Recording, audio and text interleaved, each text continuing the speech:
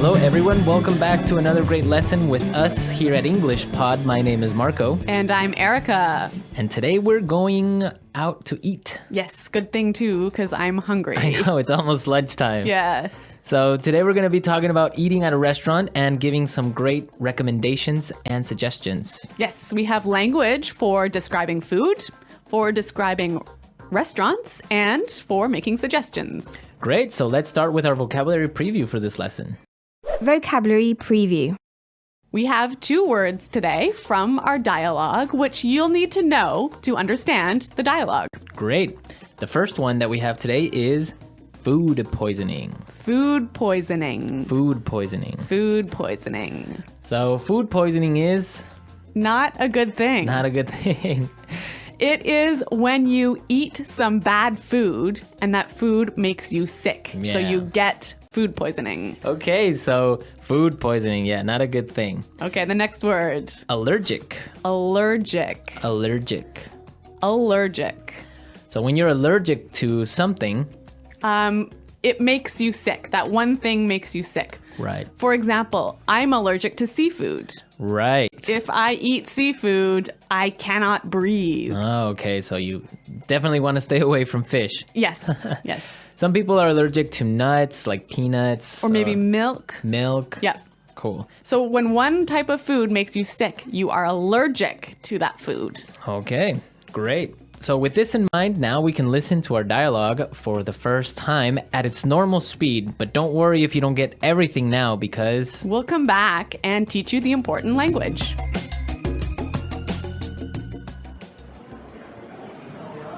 Do you two have any plans for the evening? We were thinking of checking out a restaurant in the neighborhood. Do you have any suggestions? I know this really nice Italian place. The food is fantastic and the decor is beautiful. I'd recommend giving it a try. Actually, I'm not all that crazy about Italian food. I'm in the mood for something a bit lighter. In that case, I know a great little bistro. They make a really tasty seafood platter. The fish is outstanding. It sounds fantastic, but I'm allergic to seafood, so... Okay, well, let me think. Oh, I know this great little place. It's just a hole in the wall, but they do the most amazing sandwiches. You've got to give them a try. Ella, you took me there last time I visited, and I got food poisoning, remember?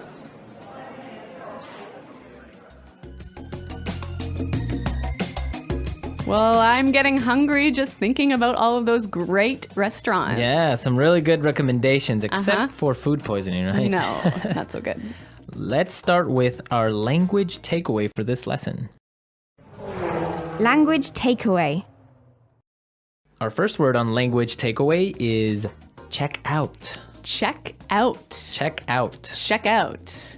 So we have some great examples on how we can use check out in different situations, and then you can understand the meaning. Example 1. Have you been to the new cafe next door? Yeah, I checked it out yesterday. The food was great. Example 2. Hey, check out my new car. Example 3. I'm going to check out that new shopping mall this weekend.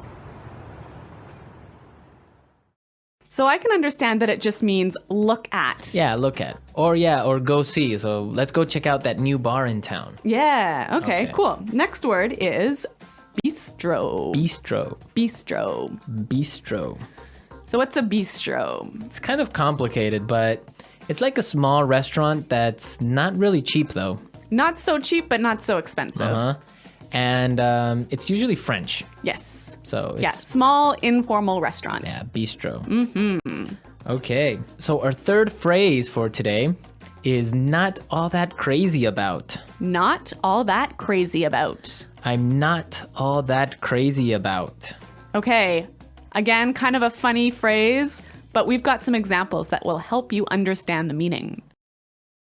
Example 1. Do you want to go shopping with me tomorrow? I'm not all that crazy about shopping. I don't like spending money. Example 2. I'm not crazy about jazz music, Can I change the song? So this is just a really polite way of saying you don't like something. Exactly. But now the opposite of this would be tasty. Tasty. That's our fourth word, tasty. Tasty. So when something is tasty, It's good. it's good. Like delicious. Delicious. Yeah. You know what? In English, we almost never say the food is delicious, but we always say, It's really tasty. yes. This is really tasty. Yes. Okay. Tasty. And our last phrase for language takeaway, in the mood for. In the mood for. In the mood for. Let's listen to some examples of this phrase and we'll understand the meaning a little bit better. Example 1.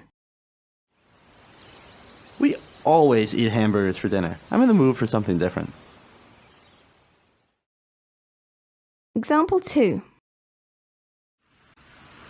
Let's watch a movie. How about Texas Chainsaw Massacre? I am not in the mood for a horror movie. So if I'm in the mood for something, I feel like doing or eating or Watching. Yeah. It means you want to do that now. Yeah. I'm in the mood for. Okay. Some great language we just looked at, and I think it's time for us to listen to the dialogue a second time.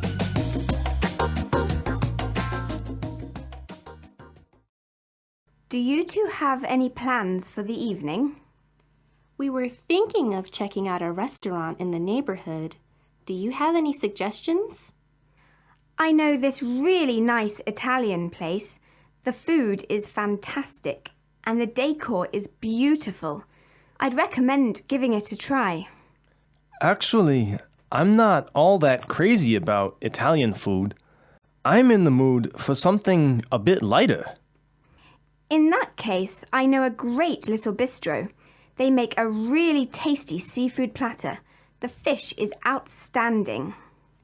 It sounds fantastic, but I'm allergic to seafood, so... Okay, well, let me think. Oh, I know this great little place. It's just a hole in the wall, but they do the most amazing sandwiches. You've got to give them a try. Ella, you took me there last time I visited, and I got food poisoning, remember? Okay, some really great and useful phrases there, and I know you want to talk about specifically some of these phrases. Yes, today's lesson is all about making recommendations, right? Right. So let's look at some useful phrases in Fluency Builder. Fluency Builder. So in the dialogue, we heard a great way of asking for a suggestion. That's right. Let's listen. Do you have any suggestions? Do you have any suggestions? So that's how you would ask for a suggestion, or you can say something else like, do you have any ideas? Yeah, or you might say, do you have any thoughts? Okay, so Three that's great ways. asking for suggestions. Yep. In response to this, you can say something like this. I'd recommend giving it a try. I'd recommend giving it a try. We also heard another phrase that we use for giving suggestions. You've got to give them a try. You've got to give them a try. So these two phrases are great. I'd recommend or you gotta give them a try. Yeah. Great ways of suggesting. Yes. Now, what's really important here is the pronunciation of these words, right? Yeah, you'll notice that we don't say, I would recommend. Right. We use the contraction I'd. I'd recommend. I'd recommend. Similarly, in the phrase, you have got to, we shorten that to say, you gotta. you gotta. You gotta give them a try. You gotta. You know what, guys? If you can shorten your phrases like this, if you can push the sounds together, you'll sound a lot more natural, hey? And also you'll be able to understand because in movies or in shows, they will never say, you have got to give them a try. Yeah. So if you know how to use this form, you'll understand what they mean. Exactly. Okay, great. Well, why don't we listen to the dialogue a third time and you'll hear some of these contractions in the dialogue.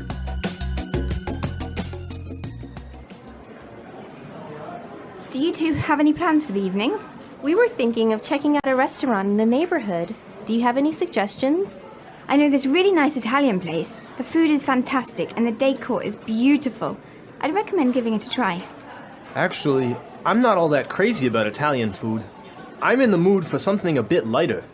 In that case, I know a great little bistro. They make a really tasty seafood platter. The fish is outstanding. It sounds fantastic, but I'm allergic to seafood, so... Okay, well, let me think. Oh, I know this great little place. It's just a hole in the wall, but they do the most amazing sandwiches. You've got to give them a try. Ella, you took me there last time I visited, and I got food poisoning, remember?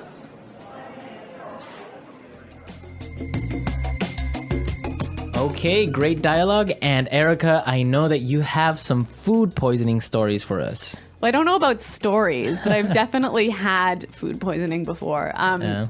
One of the worst times that I ever had food poisoning was when I was traveling in Morocco. Okay. I had some really amazing orange juice, really fresh, squeezed that day in the morning. And then I got on a bus. Okay. I think you can see where this is going.